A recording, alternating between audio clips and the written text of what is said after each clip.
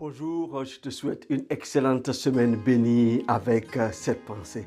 Change ta prière, elle doit répondre aux besoins de Dieu. Oui, change ta manière de prier, revisite tes motivations. La prière fervente du juste a une grande efficacité. Alors que tu as été justifié par l'œuvre achevée de Christ à la croix, ta prière doit mener la guérison de celui qui est malade, doit relever celui qui est fatigué, doit ouvrir les portes fermées, amener à l'existence ce qui n'existe pas, annoncer une saison de grâce. Dieu veut compter sur toi afin que par ta prière, ce qu'il veut accomplir sur la terre se fasse. Mais il faut que tu sois intelligent dans ta manière de prier. Il connaît ton cœur. Regarde ce que Anne a vécu comme expérience. Dieu l'a rendue stérile. C'est ce que la parole dit.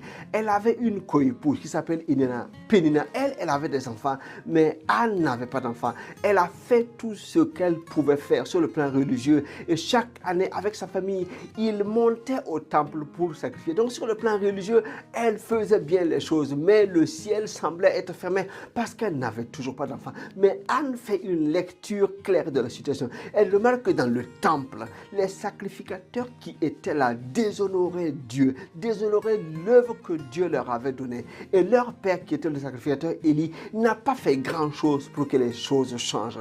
Alors Anne comprend quelle peut être une solution entre les mains de Dieu. Elle fait un vœu à l'Éternel. Je ne veux pas juste un fils parce que ma coépouse a, parce que j'ai le droit d'avoir un fils. Non, elle dit à Dieu, si tu me donnes un fils, je te le consacrerai afin qu'il te serve, afin qu'il soit fidèlement devant toi et ramène le cœur du peuple à toi. Dieu a été touché par cette prière-là qui répondait aux besoins de Dieu. Alors, Dieu a donné un fils à Anne. Ce fils s'appelle Samuel, qui était un grand sacrificateur, un grand prophète qui a su ramener le cœur du peuple à Dieu.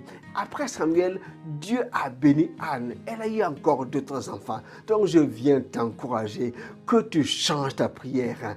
Elle doit répondre aux besoins de Dieu.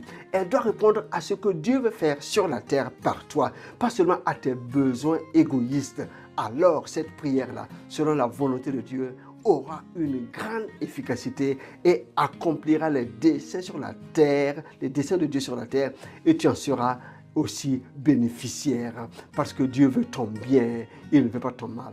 Regarde à lui, change ta prière. Que Dieu te bénisse en cette semaine. À très bientôt. Bye bye.